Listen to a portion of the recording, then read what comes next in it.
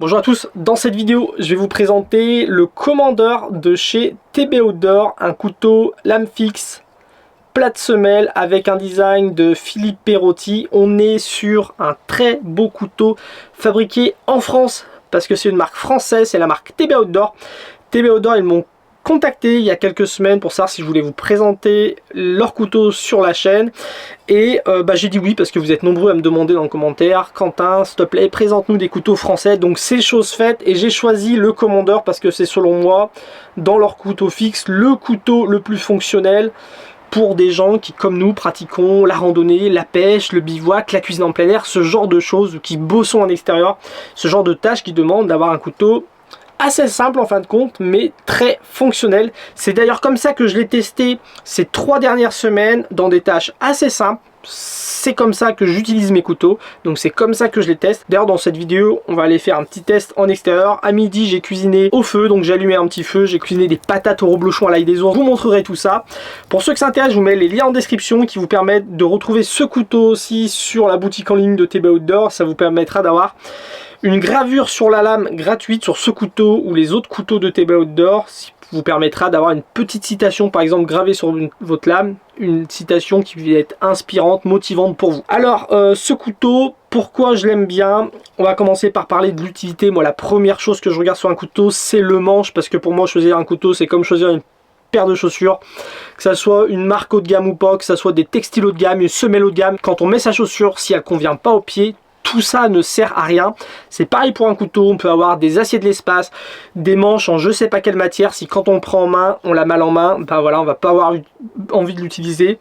Là, on est sur un design de Philippe Perotti et vraiment, ce manche est très confortable, tout en arrondi.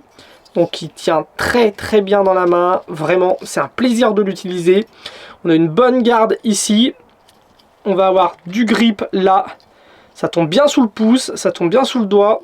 Donc niveau prise en main, c'est très confortable. Sachant que moi je suis assez compliqué niveau prise en main, niveau ergonomie des couteaux, parce que je suis habitué aux couteaux de Mora qui sont excellents. Et c'est vrai que j'ai toujours du mal à passer à d'autres styles de manches. Mais là, je suis vraiment pas déçu. Très bonne ergonomie du manche.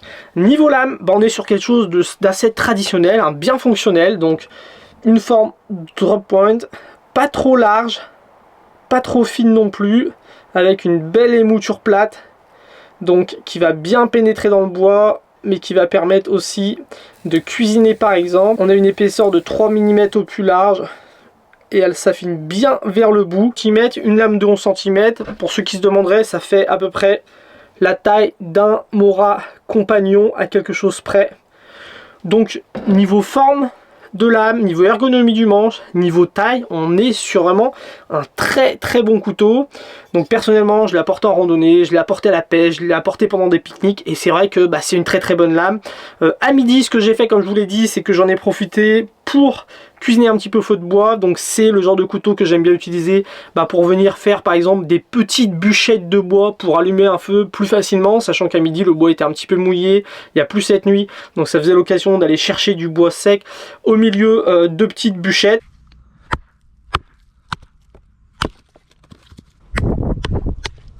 Le but, c'est pas de buriner comme un bûcheron, non, c'est vraiment de faire des petites bûchettes ou des petites allumettes. Moi, c'est comme ça personnellement que j'utilise mes couteaux à lame fixe. À savoir que on peut gratter un fire steel avec cette lame là. Ça va pas être la meilleure façon de gratter un fire steel parce que j'ai l'impression que les étincelles ne sont pas très bien guidées par rapport à d'autres couteaux. Ça fait pas de très grosses étincelles, mais ça peut permettre d'allumer un feu sans problème.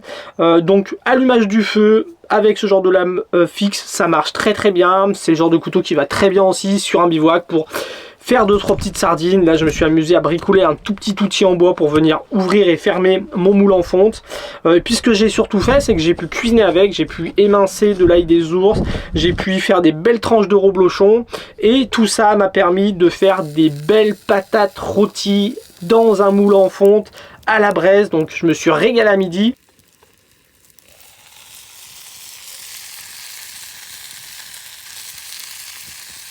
Un couteau, en fin de compte, qui fait tout ce qu'on lui demande, une belle lame, un bon manche ergonomique qui va permettre de faire toutes les tâches, les petits bricolages, nettoyer un petit campement, nettoyer un poste de pêche, nettoyer un petit endroit où on veut pique-niquer à midi, venir voilà, émincer 2-3 légumes, venir couper des patates, couper un bout de saucisson, cuisiner, allumer un feu, les choses qu'on demande à ce genre de couteau là.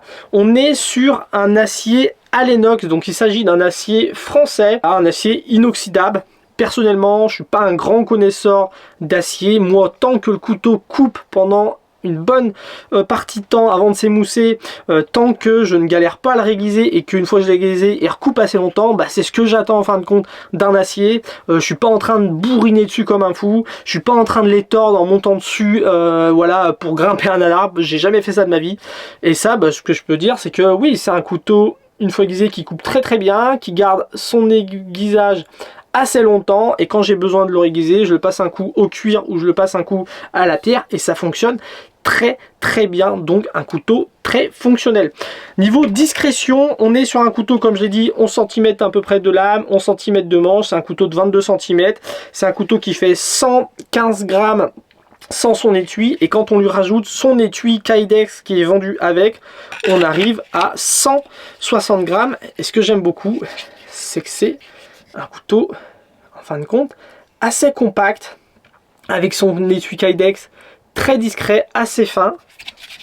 Voilà, par rapport à ce genre de couteau, on a des étuis en plastique, là c'est beaucoup plus fin. Et c'est vrai que moi je me suis baladé avec, je l'ai mis dans la poche d'une jean, la poche avant, sans problème en fin de compte. Quand on a une bonne poche de jean, j'ai transporté aussi dans ma poche arrière directement avec l'étui Kydex comme ça. L'étui Kydex, c'est peut-être le seul défaut que je trouve, il est vendu sans clip. Ça serait pas mal, voilà, si vous commandez sur TB Outdoor, de commander un petit clip. Je crois que sur le site ils vendent des utility clips. C'est le seul petit défaut que j'ai à dire sur ce couteau là. Après c'est facile de lui rajouter un peu de paracorde pour venir le porter à la ceinture si besoin.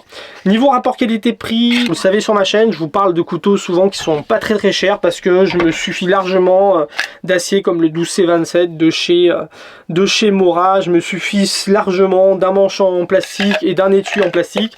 Là on est sur un couteau qui va coûter 170 €. Après on a un acier à l'inox qui est vendu comme étant un acier français de haute qualité. On va avoir un joli manche en bois zero cote. Voilà, pareil, un manche très bien fini, qualité vraiment haut de gamme. On va être sur un design de Philippe Perotti, et puis on est aussi sur un couteau français. Donc dans tous les cas, ça reste un très bon couteau, très utilitaire. Après on est sur des matériaux premium, et pour ceux qui veulent se faire plaisir et avoir un couteau designé et fabriqué en France, je trouve que c'est un couteau qui est très très bien réussi. Après, comme je dis souvent, il faut faire selon vos moyens et selon vos besoins. Il y a d'autres couteaux moins chers qui font largement le taf. Ceux qui veulent se faire plaisir ou ceux qui sont peut-être plus exigeants, c'est un couteau qui fait très bien le taf. Et puis il a ce côté qui moi ne m'intéresse pas du tout, mais qui existe, ce côté tactique, peut-être défense. Voilà, on est sur un design qui ressemble au design de Fred Perrin aussi. Donc une très très bonne garde, un couteau très pointu, une bonne prise en main, et c'est vrai que ça rappelle ces couteaux tactiques qui vont permettre de se défendre pour le côté militaire, ce genre de choses. Moi c'est un sujet qui m'intéresse pas du tout. Je vais à la pêche, je fais des pique-niques, je fais des barbecues, je fais du bivouac, c'est tout ce que je fais avec mes couteaux. Voilà, c'était Quentin, je vous mets le lien en description de vidéo pour ceux qui veulent retrouver ce couteau facilement sur le site TB Outdoor et profiter de la petite gravure gratuite pour ceux qui s'intéressent. Je vous dis à très bientôt pour la prochaine vidéo, salut!